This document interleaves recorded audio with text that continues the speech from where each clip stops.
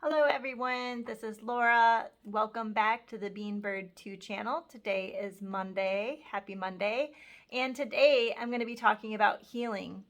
When I woke up this morning, I watched a YouTube video about the healing of a pastor. His name was Pastor Dwayne Miller of First Baptist Church in Brenham, Texas. And he had caught a flu virus in the 1990s, and somehow this virus had damaged his tissues in his vocal cords and caused irreversible damage in scar tissue. And he had gone to 63 specialists over 3 years and had different people evaluate and test his vocal cords. And because he was a pastor and speaking was so important to his life, he really wanted to get healing, and he had sought a lot of professional care, and they were not able to reverse the damage because scar tissue is scar tissue. And I'm going to share the video in the description so y'all can watch it. It's definitely worth it, because while he's preaching about healing, his voice goes from being this raspy laryngitis sound to being perfectly clear while he's preaching. And you can hear him kind of get shocked, like he's like, oh my gosh, his voice was completely restored. So then he goes back to the doctor, and they want to test him to see this miracle. And they're like, all of the scar tissue was completely gone. And that's just an amazing testimony. And I love that the healing was actually recorded in the video. So you can see how he starts the video with his raspy voice, and then by the end of the healing teaching, he's completely healed. And it blew my mind. And I mean, of course I believe in healing, but it's just amazing to have something like that recorded that you can watch and grow in your own faith. Now, healing is kind of a touchy subject, believe it or not. A lot of people are offended by it. Not that they don't want to see people healed, but I think where the offense comes in is people pray for healing and they don't receive it. And they're wondering, well, how come I didn't get healed? I prayed and nothing happened. And those types of things make it so that people give up on prayer and they stop praying. Or even worse, they begin to believe that God doesn't want the best for them. And of course, that's not true.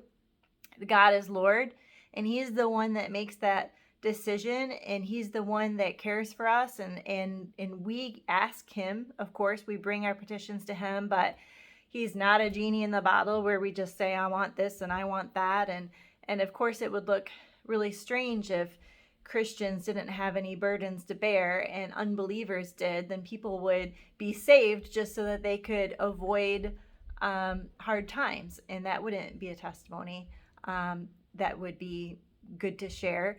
So, of course, we go through difficult times and the Lord is with us. But I wanted to share these verses on faith as I started reading the Bible and like really reading it and believing like this is true, this is real. I'm going to the book of John, where Jesus says 5 times in chapter 14 and 15 and 16, 5 times Jesus talks about prayer. And I want to share these verses. You can look them up on your own as well, or I can put them in the description so you can look them up for context. But in John 14:13, Jesus says, whatever you ask in my name, that I will do. John 14:14, if you ask me anything in my name, I will do it. John 15:7, if you abide in me and my words abide in you, ask whatever you wish and it will be done for you. John 15:16, whatever you ask of the Father in my name, He may give you. John 16:23, I tell you the truth, I will ask the Father directly, and He will grant your request because you used my name. If you haven't done this before, ask, using my name, and you will receive, and you will have abundant joy. 1 John 5:14, and we are confident that He hears us whenever we ask for anything that pleases Him. And since we know that He hears us when we make our requests, we also know that He will give us what we ask for. So here we're hearing in these requests that we make to the Lord that we are to have faith.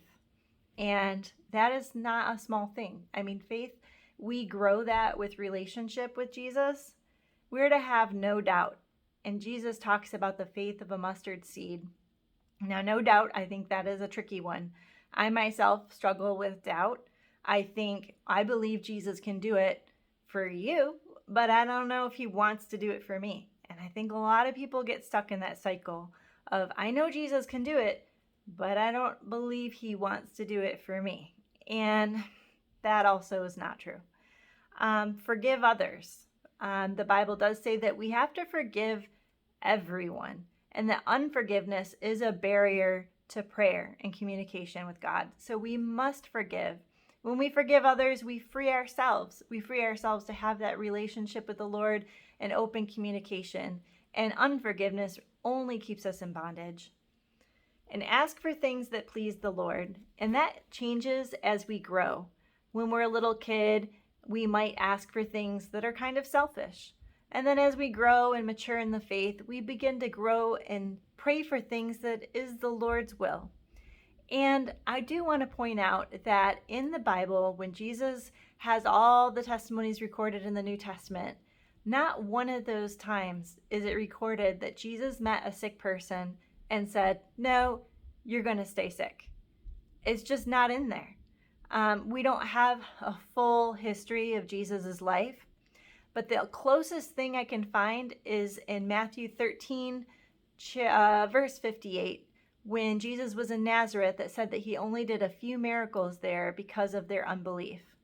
But even there, he did miracles. It just said he did a few because of their unbelief. So it says specifically because of their unbelief. It doesn't say because it was Jesus' desire to leave them sick. And even in the story of the man where he was born blind and the people asked him, why was this man born blind? And Jesus said, for the glory of God to be manifested. But in the end, Jesus healed him. People a lot of times take that verse out of context and say, well, that man was born blind because God wanted him to be. And it happened that way, that God was able to manifest his glory by saying he was made blind, but then he was ultimately healed. So I hope that this is encouraging. I don't want anybody to think that it's their fault something bad has happened to them. I mean, we live in a fallen world, and the way I take it is I just feel encouraged to strive to have more faith.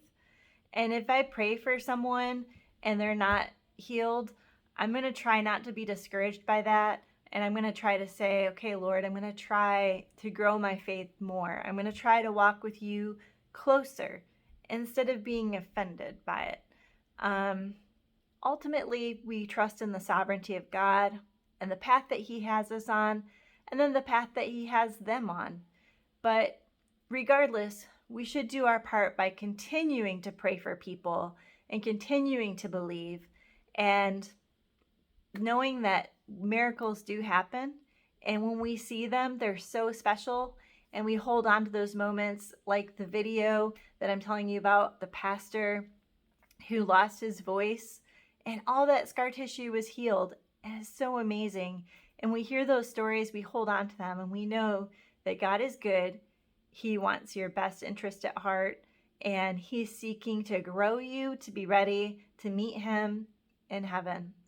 And one of the things that they said in the video that you'll hear, but I want to say myself because it was just so wonderful the way that he worded it, was the pastor was saying how when he went to the doctor, he saw all the scar tissue was gone. And he said, I don't see any evidence of scar tissue. And he said, that's what happens when Jesus comes into our life. He heals everything. There was no remnant of the scar tissue left behind. And he said that's the way it is with sin.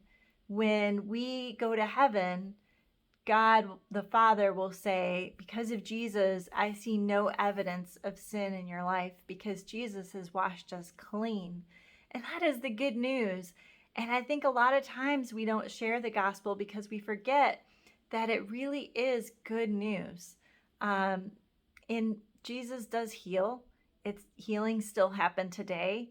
And I'm just choosing to use that as an encouragement to just keep believing, keep praying, don't stop. If you pray for someone and they're not healed, don't stop.